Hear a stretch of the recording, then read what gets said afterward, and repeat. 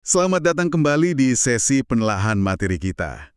Hari ini kita punya topik yang lumayan unik nih. Kita coba ngukur sesuatu yang rasanya susah banget diukur. Apa tuh? Yaitu seberapa terorganisirnya sebuah peradaban, tapi ribuan tahun lalu. Wah, oke. Menarik. Betul, sumber kita kali ini kan dari bab 4 buku Ian Morris, The Measure of Civilization. Fokusnya pas banget, soal organisasi sosial. Iya, Morris ini emang mencoba ngasih angka gitu ya, pada kemampuan masyarakat buat kerjasama, ngelola diri mereka sendiri. dan misi kita di sini ya membongkar idenya itu. Gimana sih caranya, kok bisa ukuran kota terbesar jadi petunjuk buat ngukur kapasitas organisasi sosial? Agak aneh ya kedengarannya. Ya kedengarannya mungkin menyederhanakan ya, tapi sebenarnya ada logika menarik di baliknya. Ini kan salah satu dari 4 pilar yang dipakai Morris buat ngukur perkembangan sosial. Oh ya, yang lain itu energi, perang, sama teknologi informasi kan? Betul. Tapi hari ini kita fokus di potongan puzzle organisasi sosial ini dulu. Oke. Nah, pernah nggak Anda kepikiran? Cuman dengan tahu seberapa besar sih kota utama sebuah kerajaan kuno, kita bisa dapat gambaran kasar soal kerumitan sistem mereka, pemerintahan, logistik gitu. Nah, itu dia intinya. Menurut Morris, ada korelasi yang lumayan kuat di sana. Oke deh, mari kita bedah bareng-bareng. Gimana cara kerjanya? Sip, mari kita mulai. Jadi, konsep intinya itu pakai populasi permukiman permanen yang paling besar sebagai proksi. Proksi, maksudnya kayak indikator gitu ya? Indikator nggak langsung. Tepat. Semacam alat ukur kasar lah buat ngelihat kapasitas organisasi sosial masyarakat itu. Jadi ini bukan asal tebak aja ya? Ada dasarnya gitu? Oh tentu, Morris ini merujuk pada tradisi penelitian yang panjang di ilmu sosial. Ada arkeologi, antropologi, ekonomi, studi perkotaan, juga Oke. banyak studi nunjukin memang ada hubungan antara skala permukiman, ya, ukuran kota gitu, dengan tingkat kompleksitas sosial, politik, ekonominya. Oke. Jadi ibaratnya kayak kita lihat ukuran mesin mobil buat nebak tenaganya gitu kali ya? Iya, bisa dibilang gitu. Mungkin nggak selalu 100% akurat kan? Ada aja mobil kecil tapi mesinnya gahar. Tapi ya secara umum kasih gambaran awal lah gitu ya. Analogi yang cukup pas. Tentu Morris sendiri juga ngaku kok korelasi ini ya nggak sempurna. Kota besar itu nggak jaminan organisasinya pasti bagus atau efisien. Bisa jadi malah kacau ya? Bisa jadi. Tapi sebagai pengukur kapasitas potensi buat ngelola skala besar, apalagi kalau kita lihat rentang ribuan tahun, ya ini cukup berguna katanya. Oke, masuk akal sih kalau sebagai indikator kasar. Tapi, kenapa ada hubungannya? Kenapa kota besar butuh organisasi yang lebih rumit gitu? Nah, logikanya gini deh. Coba Anda bayangin, ngelola kota penduduknya ratusan ribu atau bahkan 1 juta jiwa, Wow. tapi di zaman sebelum ada truk, kereta api, atau ya sistem sanitasi modern kayak sekarang, Iya juga ya. Susah pasti. itu tantangan logistik yang luar biasa banget. Perlu ada sistem buat ngatur pasokan makanan, air bersih dalam jumlah yang masif.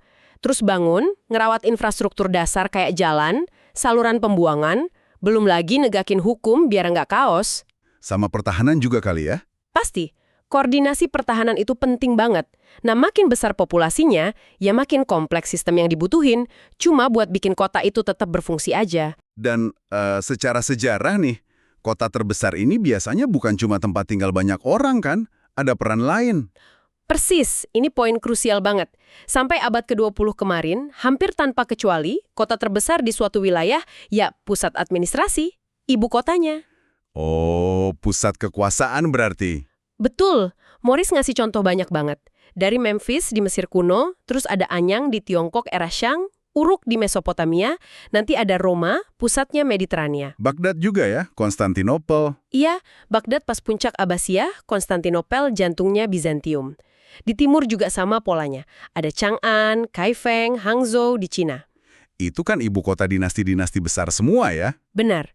Sampai era modern awal juga gitu. London, Beijing, semuanya pusat kekuasaan pada masanya. Artinya, ukuran kota ini secara nggak langsung nunjukin kemampuan penguasa atau sistem politiknya buat mobilisasi sumber daya, alam, manusia gitu ya? Tepat sekali. Semakin megah kotanya, semakin besar kapasitas mobilisasi dan kontrolnya. Jadi kayak cerminan kemampuan masyarakat itu buat, apa ya, menyelesaikan sesuatu.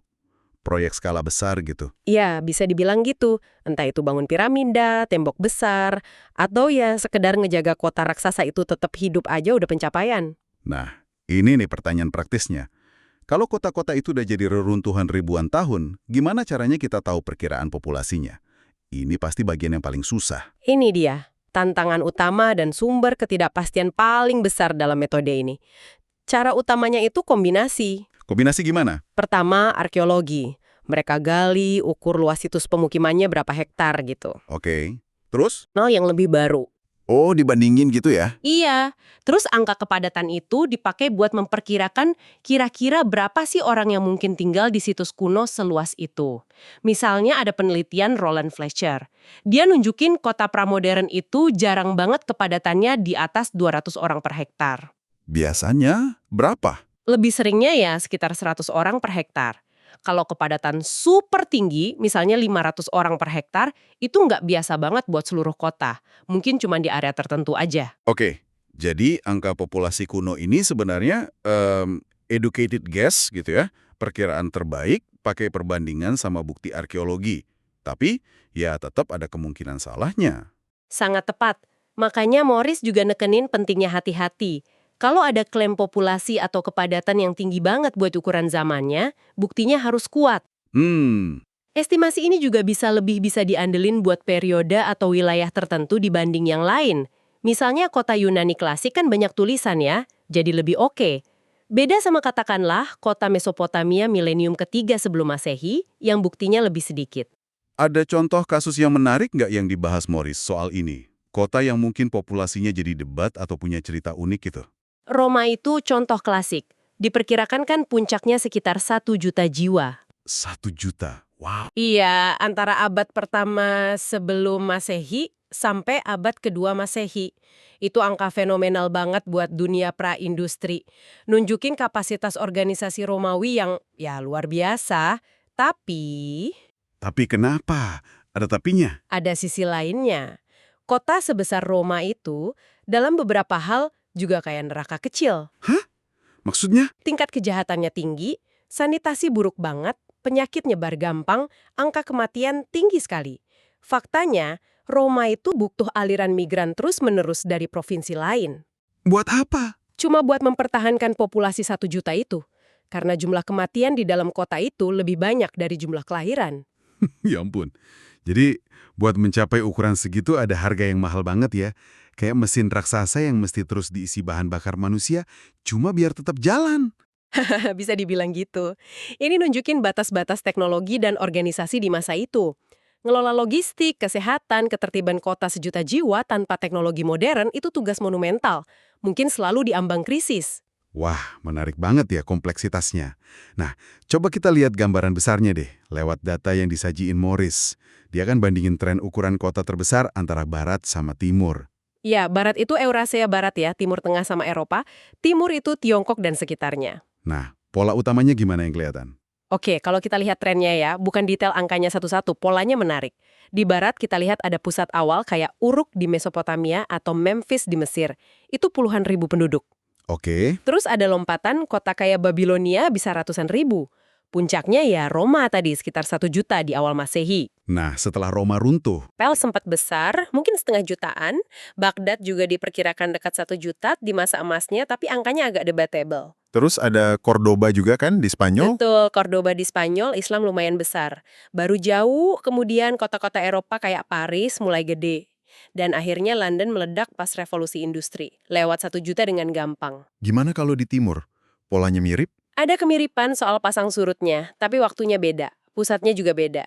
Di Tiongkok ada pusat awal kayak Anyang di era Shang. Itu mungkin 100 ribuan. Lumayan besar juga ya. Iya, lompatan besarnya itu pas dinasti Tang. Ibu kotanya, Chang'an, itu juga nyampe sekitar 1 juta penduduk. 1 juta juga. Kayak Roma dong. Mirip Roma, tapi beberapa abad setelahnya, sekitar abad ke-7 sampai ke-8 Masehi. Nah, setelah itu, Tiongkok terus punya kota-kota raksasa di era Song, kayak Kaifeng, Hangzhou. Itu juga 1 juta. diperkirakan mencapai atau mendekati 1 juta juga. Terus nanti ada Nanjing, dan akhirnya Beijing yang juga tumbuh besar lewat 1 juta di era modern awal. Jadi kesimpulannya nih, kayaknya baik di barat maupun timur, ada periode di mana mereka bisa bangun kota skala dekat 1 juta penduduk, tapi kok kayaknya angka itu jadi batas gitu ya? Susah banget ditembus sebelum era industri? Persis. Ini salah satu temuan paling menarik yang Morris soroti. Ada semacam langit-langit keras pramoden, kayak ada batas fundamental di sekitar 1 juta penduduk itu. Roma, Chang'an, Baghdad, Kaifeng, Hangzhou, semua nyampe atau deket angka ini.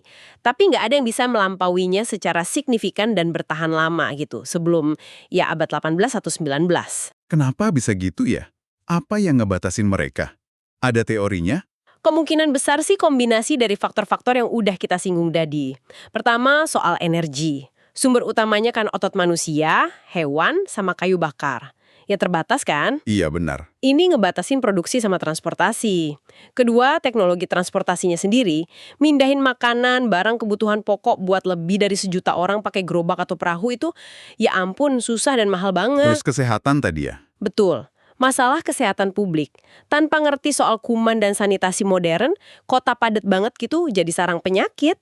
Keempat, ya kapasitas organisasinya sendiri.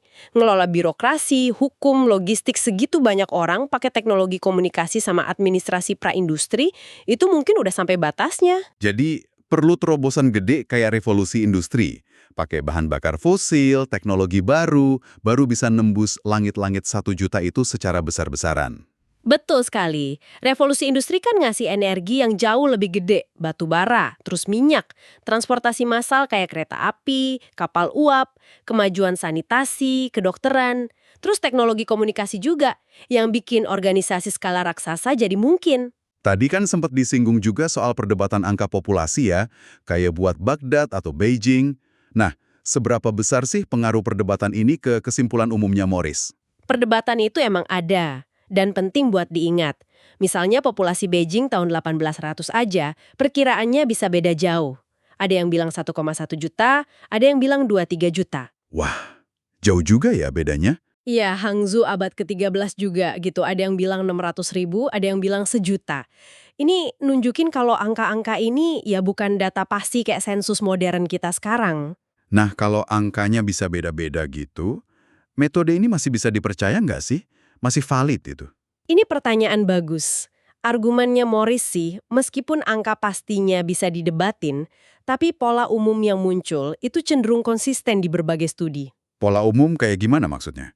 Ya pola kayak adanya pertumbuhan ukuran kota, terus adanya langit-langit pramodern tadi, terus ada pergeseran pusat kota besar antara timur dan barat dari waktu ke waktu.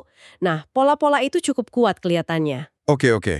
Jadi ini lebih soal ngelihat tren besarnya, jangan terlalu terpaku sama angka presisinya. Ini juga nunjukin kalau sejarah itu ya nggak cuma kumpulan fakta kaku, tapi juga melibatkan interpretasi data yang seringkali nggak lengkap. Oke deh, mari kita tarik benang merahnya nih. Udah lihat cara kerjanya, tantangannya, data kasarnya. Jadi apa sih makna pentingnya pakai ukuran kota terbesar ini sebagai alat ukur organisasi sosial? Intinya gini, meskipun ini proksi yang kasar, datanya juga ada keterbatasan, tapi metode ini ngasih cara kuantitatif yang berharga buat beberapa hal. Pertama, buat ngelecak gimana kapasitas masyarakat ngorganisir diri dalam skala besar itu berkembang, atau malah nyusut sepanjang ribuan tahun. Oke. Kedua, memungkinkan kita membandingkan secara kasar kapasitas ini antara wilayah beda, kayak timur sama barat di studi Morris ini. Ketiga, ini jadi dasar buat lihat korelasi antara kapasitas organisasi sama faktor lain. Kayak energi, militer, teknologi informasi yang tadi disebut ya? Betul yang dibahas di bagian lain bukunya. Baru gitu ya, buat lihat sejarah dari sudut pandang yang beda. Fokus ke kapasitas sistemik skala besar, bukan cuma cerita raja sama perang aja. Tepat sekali, ini alat bantu buat lihat hutan sejarahnya. Bukan cuma detail pohon-pohon kejadiannya aja. Bantu kita ngenalin pola-pola makro yang mungkin kelewat kalau cuma baca kronik peristiwa biasa. Baiklah, oke. Mari kita rangkum poin-poin kunci dari penelaahan kita soal ukuran kota sebagai cermin organisasi sosial ini. Pertama, ukuran kota terbesar, ya meskipun kasar, tapi ini jendela menarik buat ngintip kapasitas kolektif sebuah peradaban dalam mengelola diri mereka. Kedua, pertumbuhan kapasitas ini nggak lurus aja. Ada pasang surut sepanjang sejarah. Dan yang mencolok banget, ada semacam langit-langit keras di sekitar 1 juta penduduk yang susah banget ditembus kota-kota pra-industri. Ketiga, perbandingan data antara timur dan barat itu nunjukin dinamika yang menarik. Dua wilayah ini ngalamin puncak urbanisasi di waktu yang beda-beda. Kadang saling susul-menyusul ya. Dan terakhir, pendekatan kuantitatif kayak gini, ya walaupun datanya nggak sempurna, tetap bisa bantu kita ngenalin dan nganalisis pola-pola besar dalam bentang sejarah manusia yang panjang banget. Nah, sebagai penutup diskusi kita kali ini nih, ada satu pemikiran terakhir nggak yang bisa Anda sampaikan buat direnungkan oleh Anda, pendengar kami? Tentu, Morris sendiri nutup bab ini pakai refleksi yang relevan banget buat kita sekarang. Kita kan hidup di zaman megacities ya, super cities, kota-kota yang penduduknya puluhan juta. Jauh banget di atas batas 1 juta zaman dulu itu ya. Jauh banget. Coba Anda pikirkan kota kayak Tokyo, Jakarta, Delhi, Shanghai. Nah, pertanyaan buat Anda renungkan. Apakah kota-kota raksasa modern ini cuma sekedar kelanjutan skala aja dari kota masa lalu, cuma ukurannya aja yang lebih gede? Atau gimana? Atau apakah mereka ini sebenarnya mewakili sebuah tingkat, bahkan mungkin jenis organisasi sosial yang secara fundamental beda banget dari apapun yang pernah ada sebelumnya? Menarik. Dan kalau emang beda, kira-kira apa batas-batas baru, entah itu tantangan atau potensi yang mungkin kita hadapi dengan skala organisasi sosial yang belum pernah terjadi sebelumnya ini? Sebuah pertanyaan besar ya tentang dunia kita saat ini yang akarnya ternyata bisa kita telusuri jauh ke belakang dalam sejarah panjang cara manusia ngatur diri. Menarik banget buat dipikirin. Iya. Oke deh, terima kasih banyak sudah bergabung dalam sesi penelaahan materi kali ini. Semoga diskusi tentang upaya mengukur organisasi sosial lewat ukuran kota ini ngasih Anda perspektif baru. Sampai jumpa di sesi berikutnya ya.